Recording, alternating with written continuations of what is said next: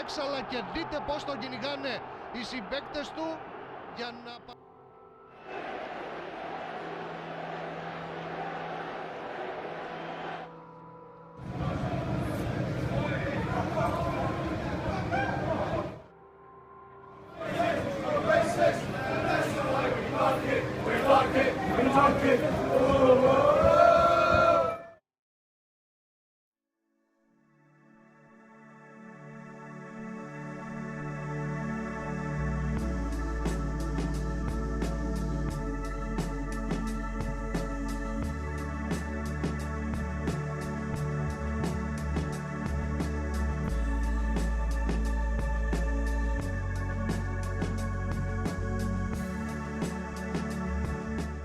United Glasgow is a football team predominantly set up to combat racism and to provide asylum seekers and refugees with access to structured football.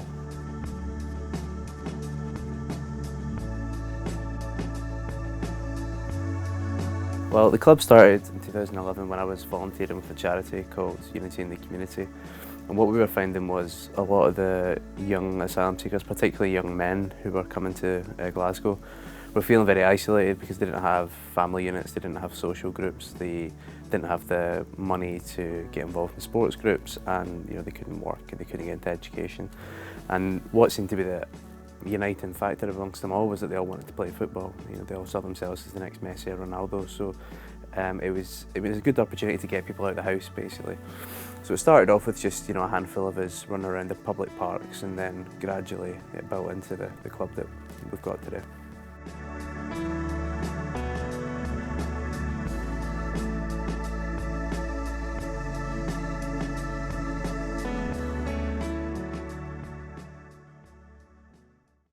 We didn't want to just be a team that was only representing one community, so we decided quite quickly that what the purpose of the club was about bringing people from different communities together so they would meet each other through their shared passion for football, but also we would be removing the barriers to people taking part. So it wouldn't just be a case that you could go to play in a football team and meet new people if you could afford it, or if you happen to be particularly good enough to play in that team. It's kind of branched out to include anti-sexism and anti-homophobia. Being in Glasgow as well, we're quite conscious of sectarianism being caught between Rangers and Celtic, Catholics and Protestant as well. So considering we've got a lot of people from outside Glasgow, we think it's kind of important that people are aware to the local vices as well as what affects the country nationally. It's been a really interesting journey in terms of getting asylum seeker and refugee players together with young Scottish guys who are facing the same problems around football being prohibitively expensive and not having a great deal of other opportunities available to them. I was born in Guinea-Bissau, West Africa. I left my country because after I finished high school, I got the opportunity to go to study abroad. Unfortunately, they gave me a proposal to go to Russia to study, so it's either take it or leave it, but for me it was an opportunity of my life. I decided to take it, and that's why I moved. So I moved to go to study. It's not a place you will choose to immigrate. I used to live in Moscow for many years. It's a very tough country. It's, the racism exists there in a large scale. It's unbelievable to believe certain people just believe that you are below them, you are different just because you have a different skin, or you're black, or you are Asian, or came from a different place. Every day is all kinds. Start from verbal abuse, physical, assault.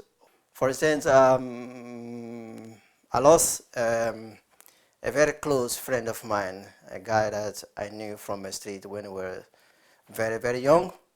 We went to Russia together, but I was in Moscow and he was in a different city, and the guy got killed. Why? Because he's black. That's obviously, he got stabbed like 7-8 times by three Russian guys. You cannot fight them because there's no consequences for those guys.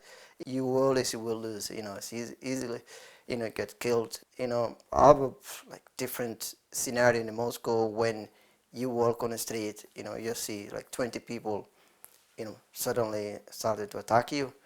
On the bus, you cannot close your eyes. You need to look around who are around you, because if you're not, you can wake up in the hospital if you're lucky.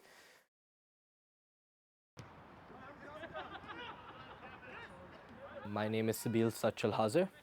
So, Sabil. My nickname, what people like to call me, is the Fist, because of the gargantuan size of this fist that you see before you. No big deal. But anyway, I play for the development team of United Glasgow, and I'm a winger.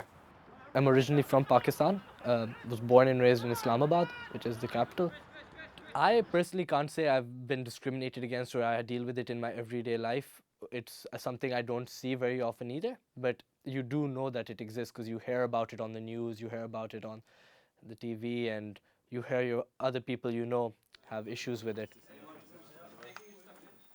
Sometimes you're sitting in a train station, or you know, you're waiting for your train or on a bus, you know, see everybody pass you for sit with someone who maybe they feel more comfortable with them because they have the same color of skin. So that kind of racism exists here. Everybody's welcome. Don't treat people. Don't go through the idea like all these kind of people are the same or they have this problem, because people are different.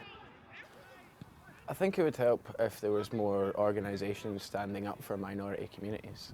There's been a lot of, particularly in the mainstream media, of scapegoating immigrants for society's problems, to be honest. Like, people will say things like, this is an island, there's only so much space. Well, to be honest, I disagree with that. The issue of space or public services are surely something that it's underdeveloped. It's got very little to do with migrants' involvement in that, if you know what I mean. Public services could be better, there could be more houses built. That's not really got anything to do with migrants coming here. You're not underprivileged because of the immigrant. They're not underprivileged because of you. You're all actually in the same boat, and you need to show some sort of cohesion with each other if you're ever going to stand up and have a collective voice. Places like United Glasgow would certainly like to offer you a stage to use that voice. I mean, UKIP have jumped just basically on a bandwagon, haven't they? It's like history repeating itself, isn't it? I mean, you've seen it in the 80s, late 70s, 80s. It does really rile me up. How has immigration become such a top topic? You know, how has it jumped up so high on the agenda list for all these politicians, all these party groups? It is a matter of education. I mean, most of the people who support UKIP come from towns and cities and whatnot that hardly see any immigration whatsoever. You know, and it's just scare tactics. I suppose I've always said, you know, I wish that racism, homophobia, or whatever discrimination in any form was tackled from a young age at an education level, essentially because we never learned that at school. Where I grew up, we were essentially the only Asian family within that neighbourhood, and I moved from one part of my area to another part. I found that, yeah, you did get the odd comments here and there. Some of it did turn into fights, some of them really nasty fights. I certainly learned a lot about the people who I grew up with, and I asked them questions like, why do you support Celtic, or why do you support Rangers, why are you a Catholic, or why are you a Protestant? For me, from my own personal point, I think it was, you know, I could see it a little bit outside the box, whereas when I was inside, I could see why we don't necessarily have that respect for one another. We want to be able to do is tackle discrimination in football, but also use football to tackle discrimination more broadly. Because if we use football to bring people together, hopefully that will bring down barriers that they previously seen as dividing them from different communities. There was this big thing about Chelsea and the Paris Saint-Germain match. They had a black guy kicked off the train, and yeah, Chelsea released a statement saying, you know, we're against this, but it's a big difference doing it when you're a world-renowned football club rather than a grassroots football club. And I think for a grassroots football club to do something like that, it takes a lot of balls to do it, and I'm pretty glad they're doing it. The people that came here from Africa, because of their immigration status, you know, they're quite limited what they can do. Some cannot go to college. some cannot work. They just feel completely isolated. Well, if you see on the training, Glasgow United training every Wednesday, now you have 40, 50 people there. Most of them cannot even speak English, so at least they have something to go to every Wednesday and every Sunday. But imagine if there is no football there, or there's no Glasgow United, or if they don't have this opportunity, so it will be more difficult for them. There's more to United Glasgow than just a football team. It's about a set of values, it's about meeting other people and demonstrating that things like racism and sectarianism and homophobia and sexism are wrong. It is important for us as a club to be constantly seen at these events. We try to make ourselves as known around Glasgow as possible, but for us to be properly at the forefront of an anti-racism movement within Glasgow, which is where we want to be, we have to be braving the rain and the cold and everything else at these marches with our banners, getting our name out there. We stand for a good bunch of principles, and these principles are gaining steam, like in the public. Like you see all the laws being passed which have now allowed gay marriage and other such things. You know, you can see these issues, people are taking them up, and United Glasgow will continue to support these kind of ideals and beliefs, and hopefully continue fighting and one day see the results. Abolish Celtic and Rangers and replace them just with United Glasgow. Glasgow only really needs two teams. Partick Thistle are pretty harmless, and we'll be the other team.